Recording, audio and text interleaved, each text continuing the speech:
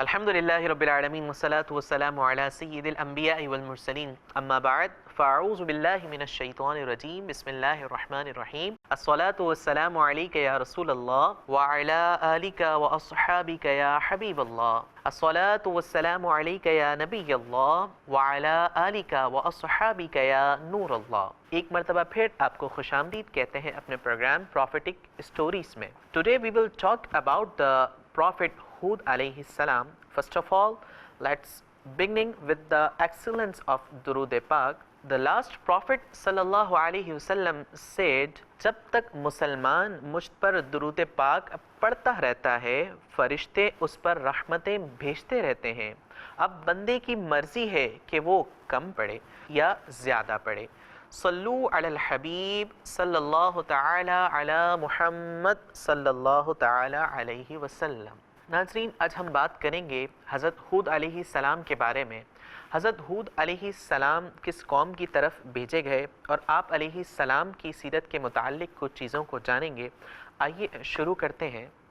ناظرین، طوفان نوح ختم ہونے کے بعد حضرت نوح علیہ السلام اور آپ کے ہمراہ جو لوگ تھے وہ ایک مقام پر جا کر کشتی سے اترے اور وہاں سے آگے پھر لوگوں نے بستیاں قائم کی اور لوگ آباد ہونا شروع ہوئے۔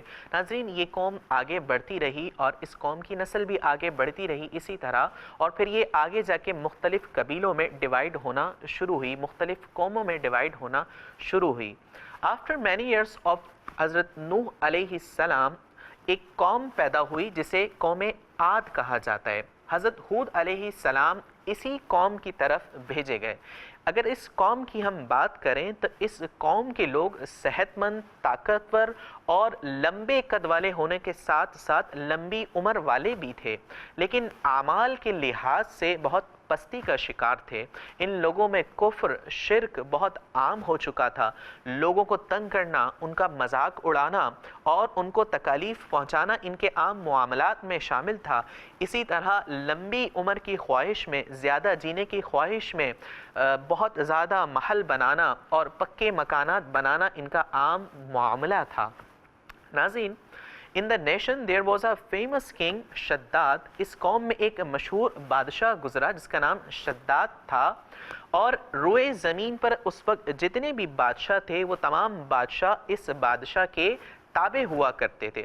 ناظرین، جب شداد نامی بادشاہ نے جنت کا ذکر سنا تو اس کے دل میں خیال آیا کہ میں ایک ایسا شہر قائم کروں گا جو جنت کے جیسا ہوگا، تو معاذ اللہ اس نے اپنے لوگوں کو اس کام پر لگا دیا اور ایک شہر آباد کرنے کا حکم دیا، اور اس محل کو، اس شہر کو اس طرح تیار کیا گیا کہ اس کی دیواریں سونے اور چاندی سے بنائی گئیں اور دنیا کے مہنگے ترین پتھروں کا استعمال کر کے اس کے فرش بنائے گئے، اور اس شہر کے تمام محلوں کے آگے نہریں بہائی گئیں اور اس کو لک اس طرح دینا چاہا کہ یہ جنت جیسا لگے۔ معاذ اللہ، ناظرین، جب اس نے یہ کام کیا، یہ شرمناک کام اس نے انجام دیا، اور جب وہ شہر تیار ہو گیا، the nation was completed، تو وہ اپنی قوم کے ساتھ یعنی اپنے فالوورز کے ساتھ، اپنے لوگوں کے ساتھ اس شہر میں داخل ہونے کے لیے آیا۔ جیسے ہی وہ اس شہر کے قریب پہنچا تو اللہ پاک کا عذاب نازل ہوا، اور وہ اور اس کے جتنے بھی فالوورز اس کے ساتھ تھے وہ تمام کے تمام لوگ اس شہر میں داخل ہونے سے پہلے ہی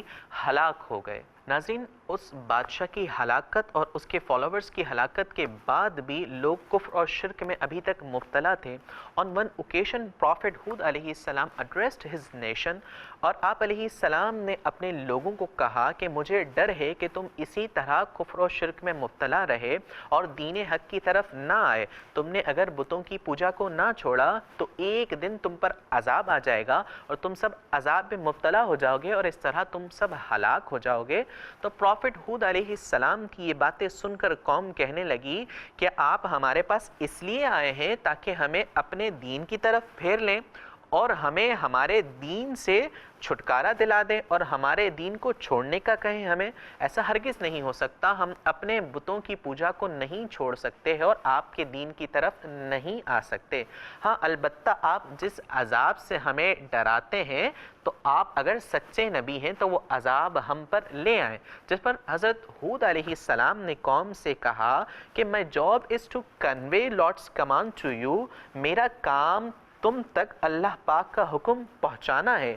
عذاب کا صحیح وقت کیا ہے، کس وقت عذاب آئے گا، یہ اللہ ہی جانتا ہے۔ ناظرین، اس کے بعد بھی لوگ ایمان نہیں لائے اور اسی طرح کفر اور شرک میں مبتلا رہے۔ پھر اللہ پاک نے ان پر قحط سالی نازل فرمائی، یعنی 3 سال تک ان کے یہاں بارشوں کا سلسلہ روک دیا گیا اور ان کے یہاں اولادوں کا سلسلہ بھی روک دیا گیا۔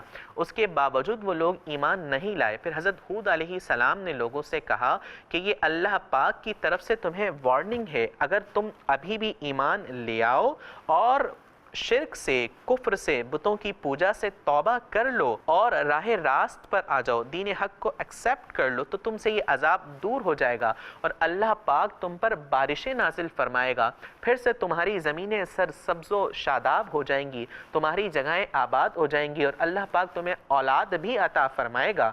لیکن ناظرین، ان لوگوں نے پھر پروفٹ ہود علیہ السلام کو ڈینائی کیا اور اللہ پاک کے حکم کو بھی ڈینائی کیا، منع کر دیا، اور وہ قوم ابھی بھی ایمان نہیں لائی۔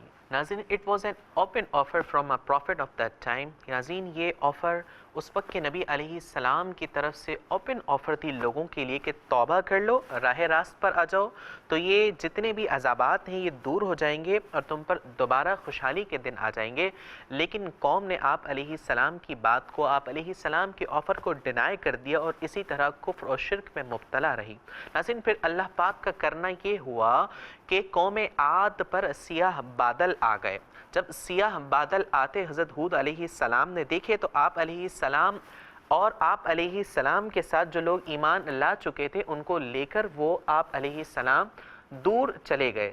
تو لوگ یہ سمجھے جو کفر و شرک میں مبتلا تھے کہ ہم پر اب بارش نازل ہوگی، یہ بادل ہم پر بارش برسانے کے لیے آئے ہیں۔ لیکن ناظرین، بادلوں کے آنے کے بعد لوگوں نے ایک آواز سنی اور اس آواز کے ساتھ ہی اس قدر تیز آندھی آئی کہ اس نے تمام لوگوں کو جو کفر اور شرک میں مبتلا تھے، جو ایمان نہیں لائے تھے، ان کو اس طرح اکھیڑ دیا جیسے کھجور کے درخت کے سوکھے ہوئے پتے ہوتے ہیں۔ اور ناظرین، اس آندھی کا یہ معاملہ تھا کہ لوگوں کو اپنی طرف اوپر اٹھاتی اور پھر دوبارہ زمین پر اس قدر زور سے مارتی کہ ان کے سر پاش پاش ہو جاتے۔ ناظرین، اس طرح یہ پوری قوم، جو بھی لوگ ایمان نہیں لائے تھے، وہ سب کے سب تباہ ہو گئے، برباد ہو گئے اور ختم ہو گئے اور تمام کے تمام ہلاک ہو گئے اس عذاب نے۔ اور اس کے بعد ان کے صرف اونچے لمبے اور اچھے مکانات رہ گئے اور تمام لوگ جو کفر اور شرک میں مبتلا تھے تمام کے تمام ہلاک ہو گئے۔ ناظرین، تمام لوگوں کی ہلاکت کے بعد حضرت ہود علیہ السلام اور آپ علیہ السلام کے ساتھ جو ایمان والے لوگ تھے وہ تمام لوگ مکہ مکرمہ تشریف لے آئے اور وہیں گزر بسر کیا، اور یہی یعنی مکہ مکرمہ میں آپ علیہ السلام کا وصال ہوا۔